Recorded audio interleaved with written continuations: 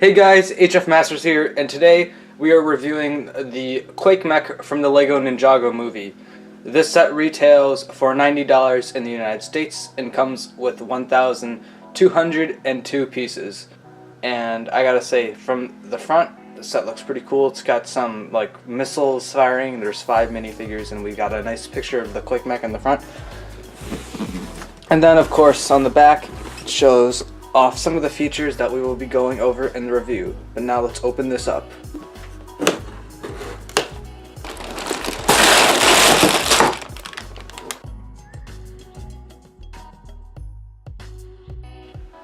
The Quake Mech all built up is probably the most different out of all the Ninjago Ninja Mechs.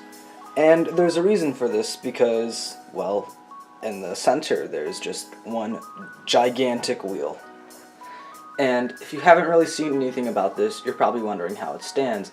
And in the back you can see that there is just an axle, and what it does is it actually kind of leans the entire mech back just a tad bit.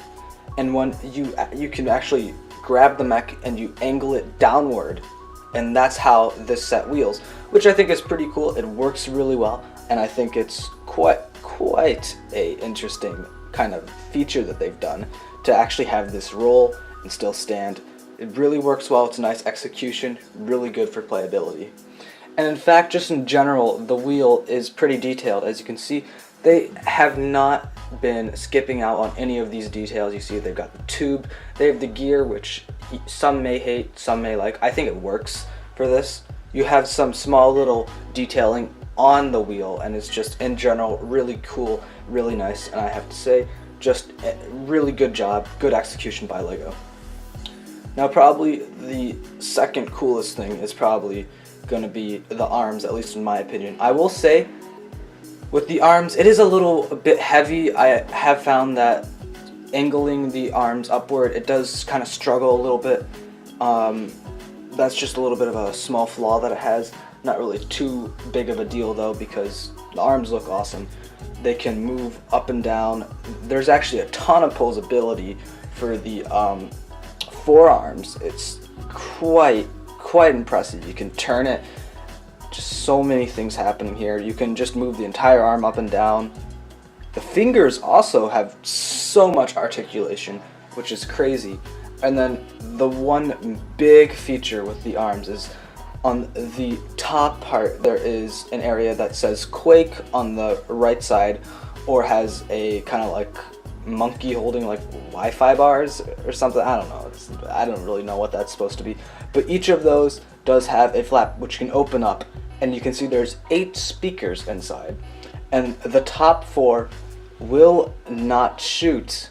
However, the bottom 4 are actually flick fire missiles, so you can shoot all 4 of those, and that's kind of cool. That's, you know, just a secret hidden weapon. The enemies won't know what hit them with that.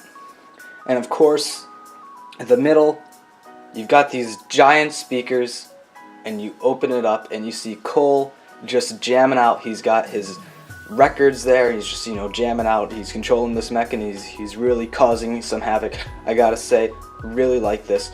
In general, this mech is really good, really solid build, a lot of nice things going on, nothing really sticks out too much, everything really just looks nice.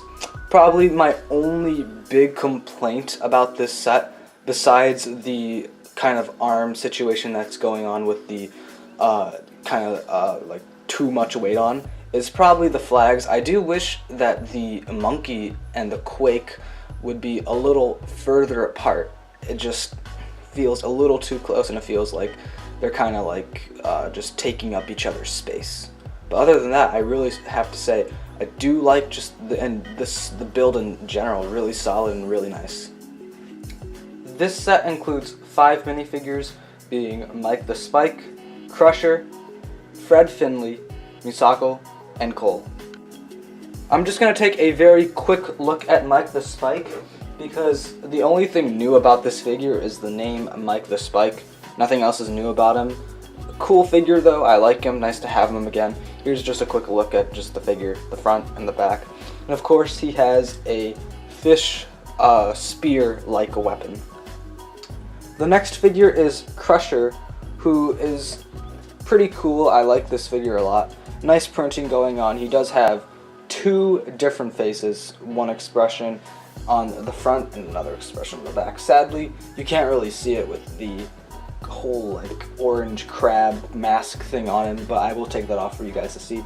He also does have a fish arrow spear weapon, which is kind of cool. Like that a lot. So I know it's not, it's not like a new weapon. However, I do like that one better than what Mike the Spike had.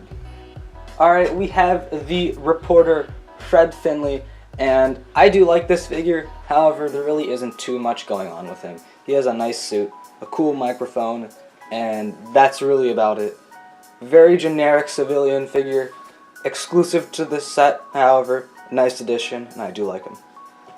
Alright, here is probably the most disappointing figure out of this entire set, Misako.